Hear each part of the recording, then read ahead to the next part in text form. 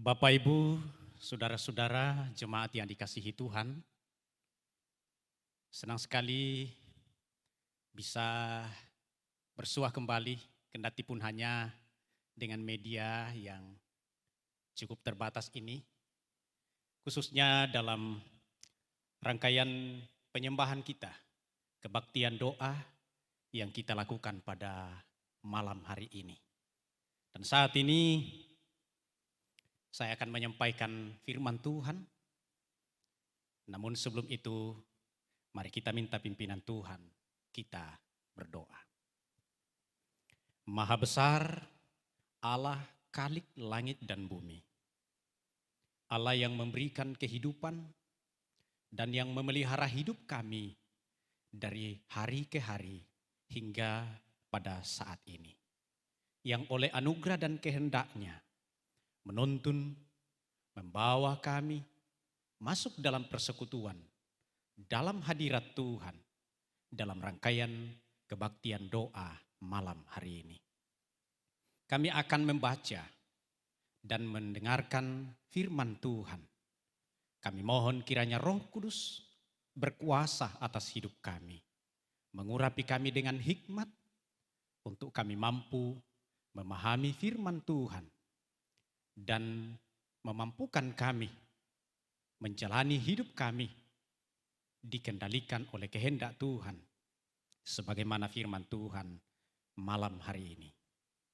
Ini doa kami, dalam nama Yesus kami berdoa. Amin. Saudara-saudara yang dikasihi oleh Tuhan, mari kita siapkan seluruh kehidupan kita. Kita akan membaca firman Tuhan. Saya mengajak kita untuk membuka bagian firman Tuhan dari kitab 1 Petrus pasal 4 ayat 7. Satu ayat dari ayat 7, 1 Petrus pasal 4. Dengarkan firman Tuhan yang berbunyi sebagai berikut. Kesudahan segala sesuatu sudah dekat. Karena itu kuasailah dirimu dan jadilah tenang, supaya kamu dapat berdoa. Demikian itu pembacaan firman Tuhan untuk kita renungkan di bawah sorotan tema menjadi tenang. Saudara-saudara yang dikasihi oleh Tuhan, adalah sebuah masalah besar dalam kehidupan seseorang ketika mengalami ketidaktenangan, ketika mengalami kekacauan yang kadang-kadang diakibatkan oleh masalah-masalah dan tekanan-tekanan hidup yang ada di sekitarnya. Karena tidak hanya sekedar tidak tenang atau kacau dalam hidupnya, tetapi ada dampak-dampak yang lain yang kemudian akan beruntun muncul. Masalah-masalah yang lain yang muncul. Di antaranya kita tidak bisa fokus melakukan aktivitas kita dengan baik. Sehingga hasil kerja kita tidak maksimal atau tidak efektif. Kita tidak akan tenang dalam hidup kita. Dan terganggunya intensitas dan kualitas dari doa kita khususnya. Bahkan fatalnya kadang-kadang pengalaman banyak orang tidak bisa lagi berdoa. Karena dalam keadaan tidak tenang, dalam keadaan ketakutan dan mengalami tekanan hidup yang berat. Itu sebabnya Bapak Ibu saudara-saudara yang dikasihi oleh Tuhan, Rasul Petrus menasihatkan kepada orang-orang Kristen yang berada di beberapa tempat yang tersebar baik di Pontus, Galatia, Kapadokia, Asia Kecil dan di sekitarnya. Supaya menjelang kesudahan segala sesuatu seperti yang disebut dalam pembacaan kita ayat 7 tadi. di mana tandanya akan terjadi banyak hal yang menggetarkan hati. Akan terjadi banyak hal yang membuat orang ketakutan. Akan terjadi banyak hal yang mengancam kesejahteraan dan kenyamanan hati manusia. Supaya kata Rasul Petrus, orang-orang Kristen atau orang-orang percaya berusaha untuk menguasai diri. Sehingga menjadi tenang dalam menyikapi, dalam mengalami hal-hal seperti itu.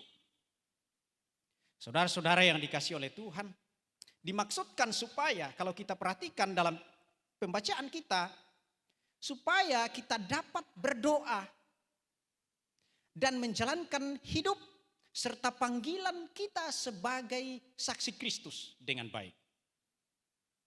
Nah, kita akan melihat apakah yang harus kita lakukan, yang harus kita pahami, kita upayakan supaya kita memperoleh ketenangan atau menjadi tenang dalam hidup ini.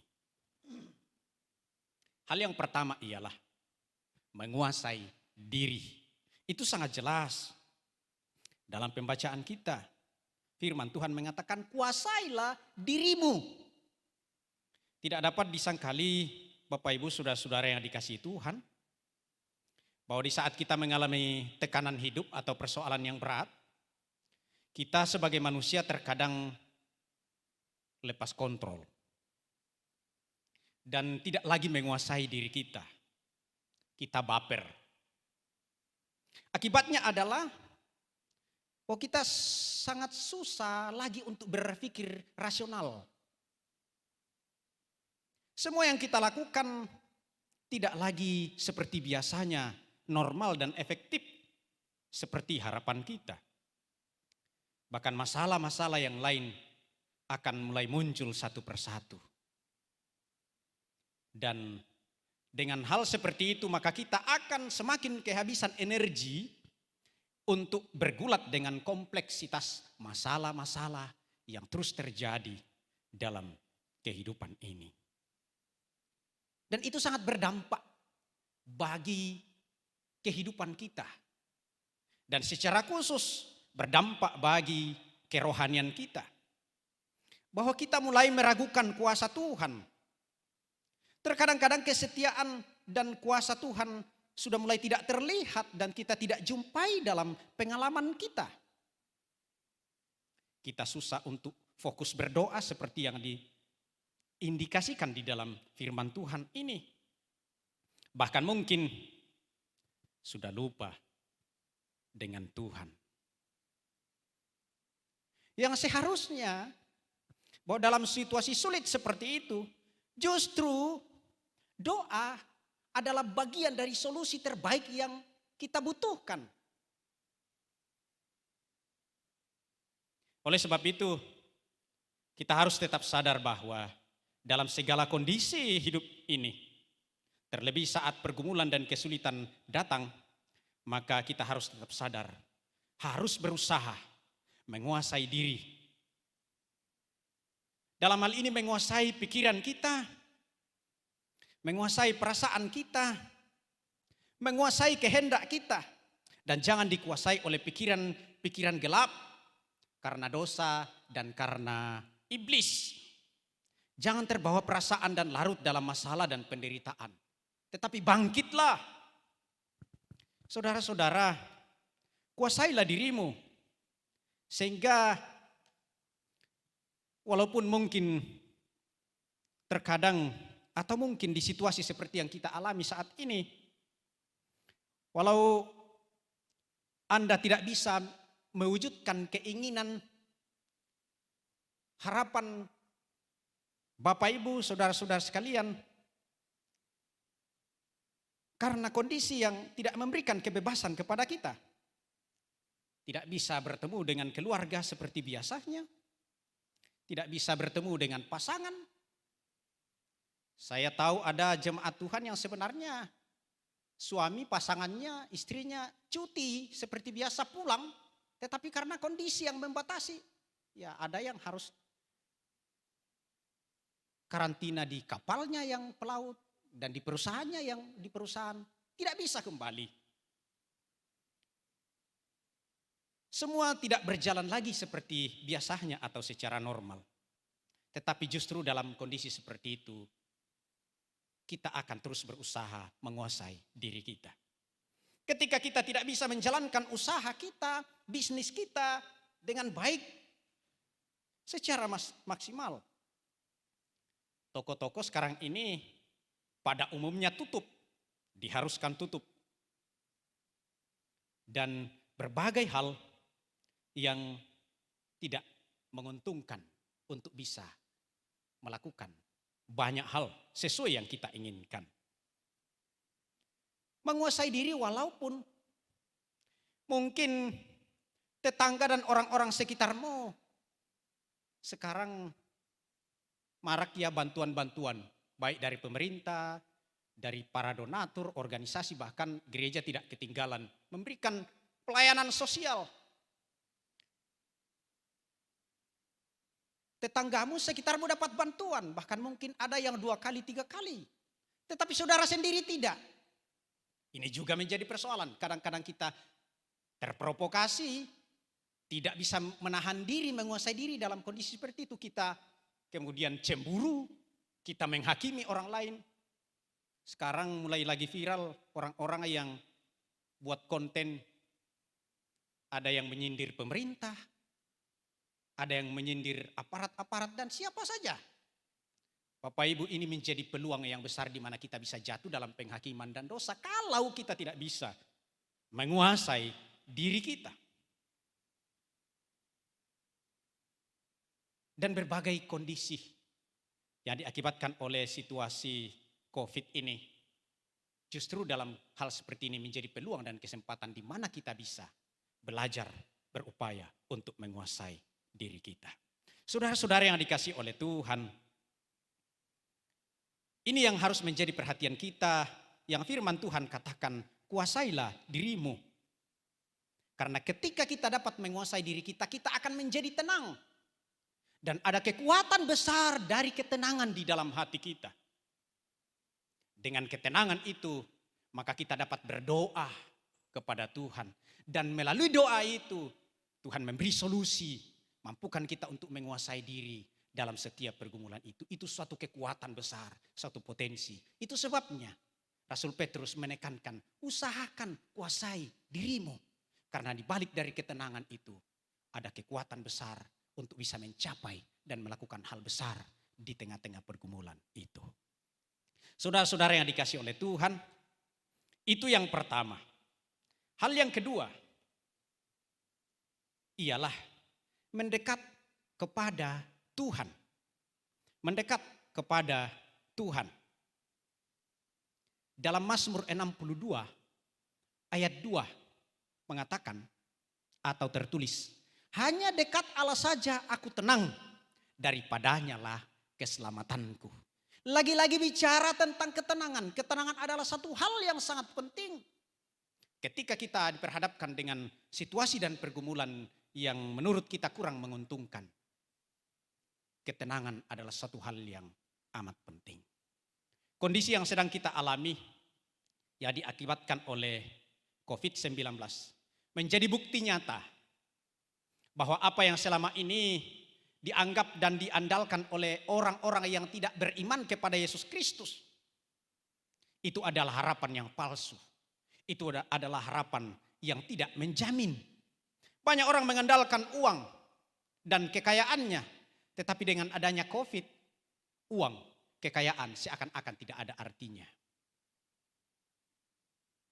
Orang kaya dan orang miskin sama-sama di hadapan corona.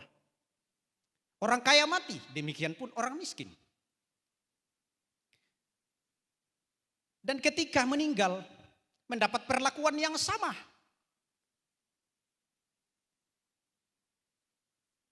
Sangat menyedihkan, banyak pengalaman yang sedang terjadi, yang telah terjadi, bahwa perlakuan-perlakuan sesuai dengan protokol penanganan COVID itu cukup memilukan hati. Tetapi harus dilakukan demi keselamatan dan demi kenyamanan bersama. Ketika anggota keluarga, sanak saudara, orang-orang terdekat tidak berkesempatan untuk bisa melayat, bisa hadir secara langsung memberi penguatan kepada keluarga yang berduka dan mengantarkan anggota keluarga ke pemakaman. Karena ada penanganan khusus bagi mereka. Itu satu hal yang karena tidak biasa seperti yang lazimnya, maka itu satu pergumulan yang berat. Tapi saudara-saudara yang dikasih oleh Tuhan, memang kalau kita menggantung harapan kita dan mengatakan bahwa ketenangan kita bisa dapatkan dalam banyak hal dalam kehidupan ini, maka saya mau katakan bahwa tidak ada yang menjamin ketenangan yang sesungguhnya, ketentraman sejati di dunia ini selain Tuhan, yaitu Yesus Kristus. Dari Tuhanlah ketenangan yang sempurna. Dari Tuhanlah ketenangan yang sesungguhnya, yang betul-betul menenteramkan dan memberi solusi dalam setiap pergumulan hidup, yang memberi kekuatan untuk menghadapi setiap kondisi apapun yang kita alami. Kita akan melihat sepintas seperti apakah ketenangan yang kita dapatkan dari Tuhan dalam menjalani hidup ini. Hal yang pertama, ketenangan tentang kehidupan di masa lampau kita atau kehidupan masa lalu kita. Ada banyak hal dalam hidup masa lalu kita yang kadang-kadang masih sering muncul dalam benak dan kehidupan kita. Seakan-akan selalu membayangi dan membuntuti perjalanan hidup kita. Sehingga sekali-sekali memunculkan dirinya. Apakah dalam perenungan kita, pikiran kita, atau mungkin dalam kenyataan-kenyataan perilaku kita sekarang. Dan tentu ketika hal itu muncul, kadang-kadang kita tidak nyaman dan kita tidak tenang dalam hidup ini. Khususnya ketika hal itu berkaitan dengan pengalaman-pengalaman negatif di masa lalu kita. Seperti kegagalan, kejatuhan, dosa atau pelanggaran dan yang sejenisnya itu. Seringkali perasaan was-was atau tertekan, bahkan mungkin ketakutan itu masih membuntuti dan membayangi kehidupan kita sekarang ini. Tetapi sungguhnya itu persoalan di masa lampau dalam kehidupan kita. Kita masih merasa tetap terkejar dan tetap terbelenggu dengan tuntutan-tuntutan konsekuensi dari kesalahan dan pengalaman buruk di masa lampau kita. Saya kurang tahu pastinya seperti apa pengalaman hidup kita, saudara. Tetapi ingat, firman Tuhan dalam 2 Korintus pasal 5 ayat 17 tertulis, siapa yang ada di dalam Kristus, ia adalah ciptaan baru. Tidak peduli seperti apa masa lalu seseorang, sekelam bagaimana masa lalu seseorang. Tetapi kalau ia sudah percaya kepada Kristus, maka kata firman Tuhan, dia sudah menjadi ciptaan baru di dalam Kristus. Saudara-saudara, berbahagialah saya dan Bapak Ibu ketika betul-betul kita sudah meyakini dan pegang keselamatan di dalam Tuhan.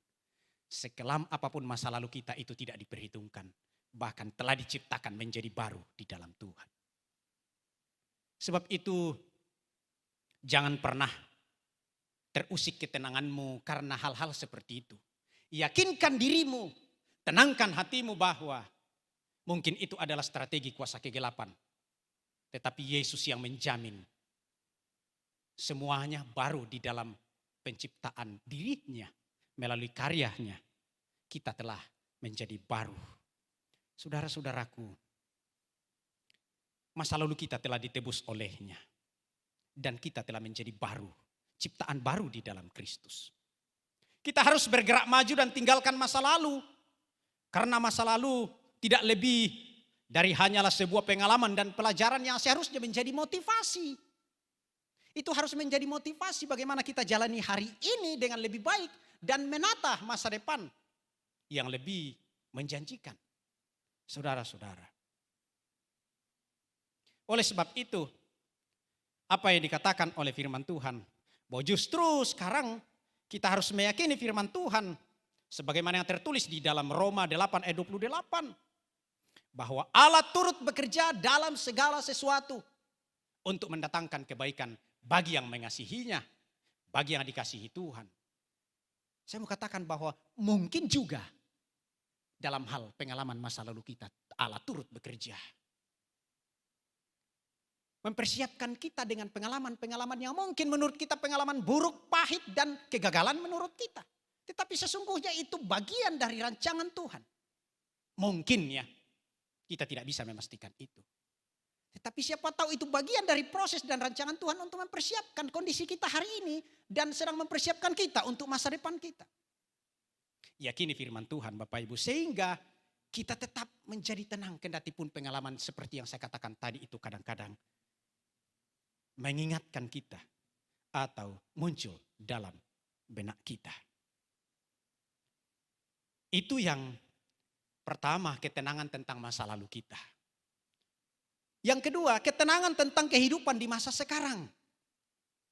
Bahwa kehidupan kita sekarang ini dipahami sebagai anugerah yang harus disyukuri. Kendati pun kenyataannya bahwa ada banyak pergumulan pahit seperti yang sedang kita jalani sekarang. Masalah, tekanan, persoalan sedang terjadi, bukan? Tetapi bukan menjadi faktor alasan untuk tidak bersyukur kepada Tuhan. Dan mau lari dari kenyataan yang Tuhan izinkan kita jalani. Kalau kita ada dalam persoalan dan sedang menjalani kehidupan di persoalan dan masalah seperti ini. Yakinlah bahwa Tuhan menghendaki kita ada di sana. Berarti ada rencana dan kehendak Tuhan untuk mempersiapkan diri kita demi masa depan. Dan demi kerajaan Tuhan. Saudara-saudara yang dikasih oleh Tuhan. Dengan demikian kita akan percaya diri dengan berkata seperti yang tertulis dalam firman Tuhan Filipi pasal 4 ayat 13. Bahwa kalau dengan demikian segala perkara dapat kutanggung di dalam Dia, di dalam Kristus yang memberikan kekuatan kepadaku. Tuhan yang menyediakan pertolongannya bagi kita. Sebab itu jangan pernah karena pergumulan kita kehilangan kedamaian, kita kehilangan ketenangan dalam kehidupan kita yang sesungguhnya Tuhan berikan bagi kita. Yang terakhir, ketenangan yang kita dapat sebagai wujud kesempurnaan. Ketenangan dalam Tuhan ialah ketenangan untuk hidup masa depan kita. Walaupun sesuatu yang masih ada di depan, tidak bisa kita pastikan secara real seperti apa itu. Dan kadang-kadang ketika kita tidak bisa membuktikan dengan visual kita, itu menjadi pergumulan bagi kita dan tidak sedikit orang yang ragu, yang tidak tenang. Apalagi ketika melihat pengalaman hidupnya hari ini. Kadang-kadang dengan pengalaman hidup hari ini menjadi ukuran untuk menilai masa depannya. Wah, sekarang saja sudah begini perjalanan hidupku apalagi di masa depan. Kadang-kadang kondisi sekarang kita pakai untuk mengukur dan menentukan sesuatu. Kesuraman di masa depan itu salah Bapak Ibu. Orang percaya gereja Tuhan harus meyakini bahwa kehidupan dan nasib kita tidak ditentukan oleh kondisi yang sedang ada dalam hidup kita. Tetapi itu ada dalam tangan anugerah dan kedaulatan Tuhan. Sebab itu apa yang dikatakan oleh kitab Yeremia pasal 29 ayat 11. Sebab aku mengetahui rancangan apa yang ada padaku tentang kamu. Yaitu tentang rancangan damai sejahtera, bukan rancangan kecelakaan. Itu tentang hal masa depan dalam kehidupan kita saudara. Tuhanlah yang tahu. Di dalam tangan Tuhanlah semua itu. Yohanes 10 ayat 28 tertulis, aku memberikan hidup yang kekal kepada mereka. Ini penegasan yang sangat pasti. Bahwa hidup kekal itu tidak hanya sekarang. Tetapi lebih realnya di masa yang akan datang. Sesuatu yang tidak perlu diragukan dan menggelisahkan. Membuat kita tidak tenang tentang masa depan kita. Sebab itu Bapak Ibu yang dikasih oleh Tuhan, kita akan tetap tenang. Jangan takut. Karena di dalam Tuhan masa depan kita ada. Jangan takut dengan kondisi sekeliling kita. Tetapi pandanglah ke depan. Karena di sana Yesus sedang genggam masa depanmu. Dan berkata, jangan takut. Aku ini, tenanglah. Tuhan Yesus memberkati kita. Amin.